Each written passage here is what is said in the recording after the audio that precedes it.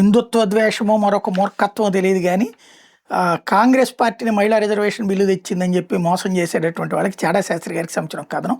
మీకు తెలుసా కాంగ్రెస్కి మహిళా రిజర్వేషన్ బిల్లు పాస్ చేయడంలో ఎంత శ్రద్ధ ఉందంటే 2004-14 మధ్య యూపీఏ మహిళా సూపర్ ప్రధాని సోనియా గాంధీ ప్రభుత్వం ఉన్నప్పుడు 2008లో మహిళా రిజర్వేషన్ బిల్లు రాజ్యసభలో పెట్టి 2010 మార్చి 9వ తేదీన రాజ్యసభలో 186 ఓట్ల మెజార్టీతో బిల్లు పాస్ చేసింది.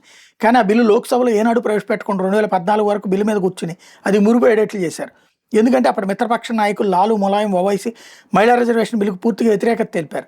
పార్లమెంట్లో వాళ్ళ మద్దతుతోనే సోనియా ప్రభుత్వం నడిచేది కాబట్టి తాము రాజ్యసభలో పాస్ చేయించుకున్న బిల్లు లోక్సభలో పెట్టకుండా ఆటలాడేశారు. సోనియా నిజంగా తలుచుకుని ఉంటే లాలు ములాయం ఒప్పించలేకపోయేవాళ్ళ.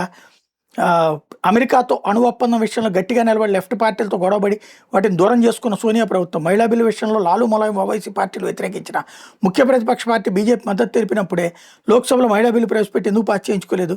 ఇప్పుడు బీజేపీ మహిళా బిల్లుతో రాజకీయాలు ఆడుతుందంటున్న కాంగ్రెస్ వాళ్ళు అప్పుడు కాంగ్రెస్ చేసిందేంటో.